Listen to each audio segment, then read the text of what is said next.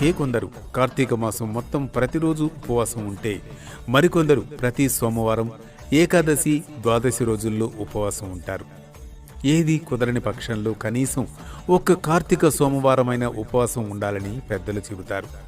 ఉపవాసం ఆచరించడం ద్వారా శరీరానికి స్వస్థత చేకూరడమే కాక ప్రశాంతత కలుగుతుంది.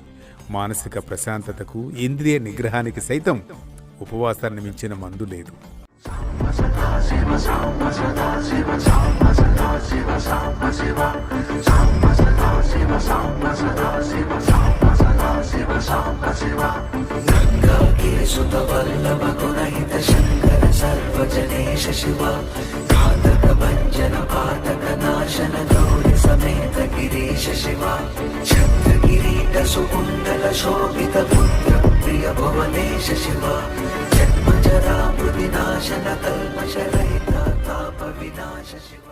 కార్తీక సోమవారం రోజున సాయంత్రం ప్రదోష సమయంలో ఇంటిలో దీపారాధన చేసుకుని నక్షత్ర దర్శనం చేసిన తర్వాత శివాలయానికి వెళ్లి దీపారాధన చేయడం అత్యంత శుభప్రదం.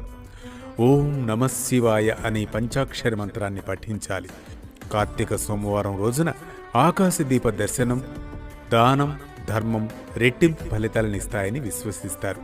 ఇలా చేయడం వల్ల కోటి సోమవారాలు ఆచరించిన పుణ్య ఫలితం దక్కుతుందని పెద్దలు చెబుతారు. అలాగే సోమవారం చంద్రునికి సంబంధించింది కాబట్టి చంద్రుణ్ణి పూజించడం వల్ల కూడా మనశ్శాంతి లభిస్తుంది.